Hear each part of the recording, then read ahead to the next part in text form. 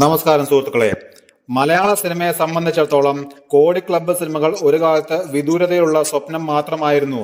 എന്നാൽ മോഹൻലാലിന്റെ പുലിമുരുകനിലൂടെ ആ സ്വപ്നം മലയാളത്തിന് അരികിലെത്തി. പിന്നീട് നിരവധി സിനിമകൾ 50-100 കോടി ക്ലബ്ബുകൾ ഇടം നേടി. എന്നാൽ 100 കോടി ബിസിനസ് നേടിയ സിനിമകൾ ആയിരുന്നു അധികവും. ഗ്രോസ് കളക്ഷൻ നേടിയത് വെറും 3 സിനിമകൾ മാത്രമായിരുന്നു. ആ 3 സിനിമകൾക്കൊപ്പം മറ്റൊരു ചിത്രം കൂടി എത്താൻ ഒരുങ്ങുകയാണിപ്പോൾ. ഒരു കൂട്ടം സുഹൃത്തുക്കളുടെ അതിജീവന കഥ പറഞ്ഞ മഞ്ഞുമൽ ബോയ്സ് ആണ് ഈ നേട്ടം കൈവരിക്കാൻ പോകുന്ന പുതിയ ചിത്രം.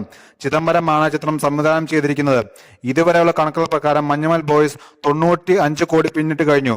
മലയാളം, തമിഴ് ഉൾപ്പെടെയുള്ള ഭാഷകളിൽ നിന്നുള്ള ആകെ കളക്ഷനാണിത്.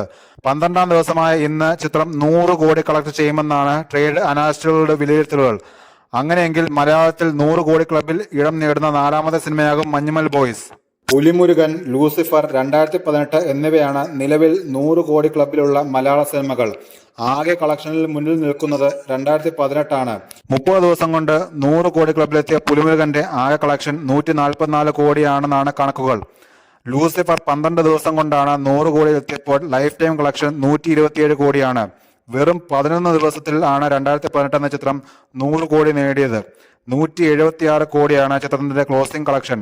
എന്തായാലും 100 കോടി ക്ലബ് എന്ന അത്യപൂർവ നേട്ടത്തിന് തൊട്ടരികിലാണ് മഞ്ഞുമൽ ബോയ്സ് എന്നാണ് ട്രേഡ് അനാലിസ്റ്റുകൾ വിലയിരുത്തുന്നത്.